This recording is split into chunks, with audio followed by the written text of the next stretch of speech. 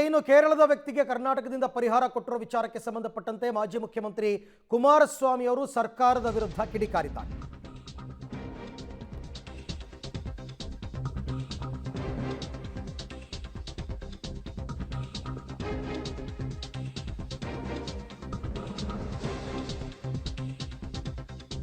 ರಾಜ್ಯ ಕಾಂಗ್ರೆಸ್ಸಿಗರು ಹೈಕಮಾಂಡ್ನ ಕಾಲ ಕೆಳಗಡೆ ಹೋಗಿದ್ದಾರೆ ಅಂತ ಕುಮಾರಸ್ವಾಮಿ ಅವರ ಅನಭಿಷಿಕ್ತ ದೊರೆ ಹೇಳಿದ್ರು ಅಂತ ರಾಕೆಟ್ ಸ್ಪೀಡಲ್ಲಿ ಪರಿಹಾರ ಕೊಟ್ಟಿದ್ದಾರೆ. ಈಗ 15 ಲಕ್ಷ ಕೊಟ್ಟರು, ತೆಲಂಗಾಣದಲ್ಲಿ ಜಾಹೀರಾತು ಕೊಟ್ಟರು, ನಮ್ಮ ತೆರಿಗೆ ನಮ್ಮ ಹಕ್ಕು ಅಂತ ದೆಹಲಿಗೆ ಹೋದವರು ನಮ್ಮ ತೆರಿಗೆ ಹಣವನ್ನು ಖರ್ಚು ಮಾಡ್ತಾ ಇರೋದು ನಾಚಿಕೆಗೇಡು ಅಂತ ಕುಮಾರಸ್ವಾಮಿ ಅವರ ಮಾತು. ಕೇರಳದ ಆನೆ ತುಳಿತಕ್ಕೆ ಕರ್ನಾಟಕ ಪರಿಹಾರ ಕೊಡೋದಾದರೆ ನಮ್ಮ ಹಕ್ಕು ನಮ್ಮ ತೆರಿಗೆ ಇದಕ್ಕೆ ಅನ್ವಯ ಆಗಲ್ವಾ? ಹಾಗಾದರೆ ಮಾಜಿ ಮುಖ್ಯಮಂತ್ರಿ ಕುಮಾರಸ್ವಾಮಿ ಅವರು ನಮ್ಮ ಜೊತೆಗಿದ್ದಾರೆ.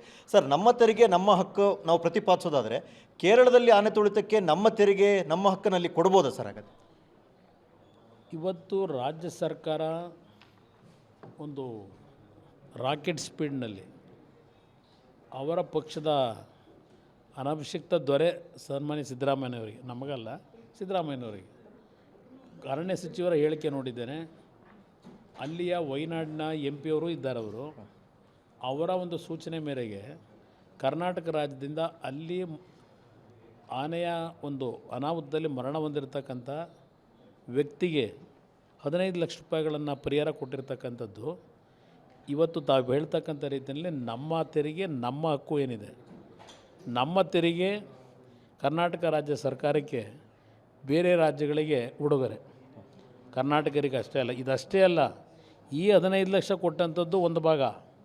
ಮೊನ್ನೆ ಆಂಧ್ರದ ತೆಲಂಗಾಣದಲ್ಲಿ ಚುನಾವಣೆ ನಡೆದಂಥ ಸಂದರ್ಭದಲ್ಲಿ ನಮ್ಮ ಗ್ಯಾರಂಟಿಗಳು ಅಂತ ಹೇಳಿ ಕರ್ನಾಟಕದ ಸರ್ಕಾರದ ತೆರಿಗೆ ಹಣವನ್ನು ಅಲ್ಲಿ ಅಡ್ವರ್ಟೈಸ್ಮೆಂಟ್ ಕೊಡ್ತಾರೆ, ಜಾಹೀರಾತು ಕೊಡ್ತಾರೆ, ಕೋಟ್ಯಾಂತರ ರೂಪಾಯಿ ಜಾಹೀರಾತು ಕೊಟ್ಟಿದ್ದಾರೆ ಅಲ್ಲಿ ಚುನಾವಣೆಗೆ ನಮ್ಮ ರಾಜ್ಯ ಸರ್ಕಾರದಿಂದ.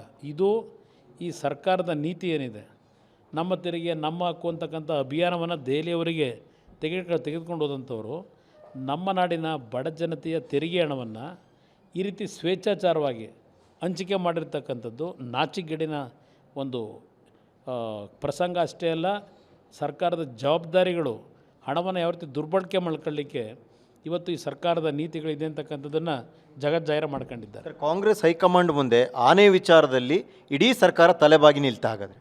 ಹೌದು, ತಲೆಬಾಗಿರೋದು ಅಷ್ಟೇ ಅಲ್ಲ, ಅವ್ರು ಕಾಲು ಕೆಳಗಿದ್ದಾರೆ. ಕರ್ನಾಟಕದ ಜನತೆ ಕೊಟ್ಟಂಥ ಮತದಾನದ ಹಕ್ಕನ್ನು ಇಟ್ಕೊಂಡು, ಅಧಿಕಾರ ಇಟ್ಟು, ಕನ್ನಡಿಗರ ತೆರಿಗೆ ಹಣವನ್ನು ಕಾಂಗ್ರೆಸ್ನ ಅಲ್ಲಿಯ ನಾಯಕರ ಸೂಚನೆ ಮೇರೆಗೆ ಇವತ್ತು ಹಣ ಕೊಟ್ಟಿರ್ತಕ್ಕಂಥದ್ದೇನಿದೆ, ಈ ರಾಜ್ಯ ಸರ್ಕಾರ ಆ ಕಾಂಗ್ರೆಸ್ ನಾಯಕರ ಅಧೀನದಲ್ಲಿ ಅವ್ರ ಕಾಲು ಕೆಳಗಿದೆ ಅಂತಕ್ಕಂಥದ್ದು ನನ್ನ ಅಭಿಪ್ರಾಯ. ಸರ್, ಕೊನೆಯದಾಗಿ ಸರ್, ನಿನ್ನೆ ರಾಮನಗರಕ್ಕೆ ತಾವು ಹೋದ ವಿಚಾರ ಸರ್, ತಾವು ಕೂತು ಮಾತಾಡಿದ್ರೆ ಮಾತನಾಡೋಕ್ಕೆ ರೆಡಿ ಇದ್ದೀನಿ, ರಾಜಕಾರಣ ಮಾಡಿದ್ರೆ ನಾನೂ ರಾಜಕಾರಣ ಮಾಡ್ತೀನಿ ಅಂತ ಉಪಮುಖ್ಯಮಂತ್ರಿಗಳು ಹೇಳ್ತಾರೆ. ಯಾವ ವಿಷಯ ಕೂತು ಮಾತಾಡಲಿಕ್ಕೆ? ಏನು ಆಸ್ತಿ ಹಂಚ್ಕೋಬೇಕಾ ನಾವು? ಆಸ್ತಿ ಹಂಚ್ಕೊಳ್ಳೋದಕ್ಕೆ ಕೂತು ಮಾತಾಡ್ಬೋದು, ಇಲ್ಲ ಆಸ್ತಿ ಹಂಚ್ಕೊಳ್ಳೋದಲ್ಲ.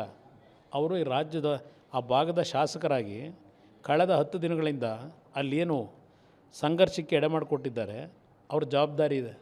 ನನ್ನ ಜೊತೆ ಎಲ್ಲ ರಾಜ್ಯ ಕೂತು ಮಾತನಾಡಬೇಕಾಗಿರೋದು ವಕೀಲರನ್ನ ಕರೆದು, ಇವರು ತಮ್ಮನೂ MP ಇದ್ದಾರೆ, ಇವರು ಆ ಜಿಲ್ಲೆ ರೆಪ್ರೆಸೆಂಟ್ ಮಾಡ್ತಕ್ಕಂಥವ್ರು ಇದ್ದಾರೆ, ರಾಜ್ಯದ ಉಪಮುಖ್ಯಮಂತ್ರಿ, ಇವ್ರಿಗೆ ಏನಾದರೂ ಕನಿಷ್ಠ ತಿಳುವಳಿಕೆ ಸೌಜನ್ಯ ಇದ್ದಿದ್ದರೆ ಆ ಒಂದು ಘಟನೆ ನಡೆದಂಥ ಸಂದರ್ಭದಲ್ಲಿ ತಕ್ಷಣ ಇವರು ಸ್ಪಂದಿಸಿ ಅವ್ರನ್ನ ಕರೆದು ಚರ್ಚೆ ಮಾಡಬೇಕಾಗಿದ್ದು ಅವ್ರ ಜೊತೆ, ನನ್ನ ಜೊತೆ ಅಲ್ಲ.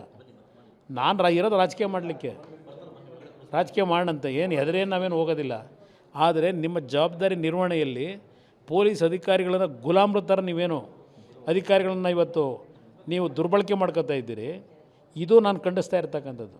ಮಾಜಿ ಮುಖ್ಯಮಂತ್ರಿ ಕುಮಾರಸ್ವಾಮಿ ಅವರ ಮತ್ತು ಕ್ಯಾಮ್ರಾ ಪರ್ಸನ್ ಶ್ರೀಕಾಂತ್ ಜೊತೆ ಸುಕೇಶ್, ಪಬ್ಲಿಕ್ TV, ಬೆಂಗಳೂರು.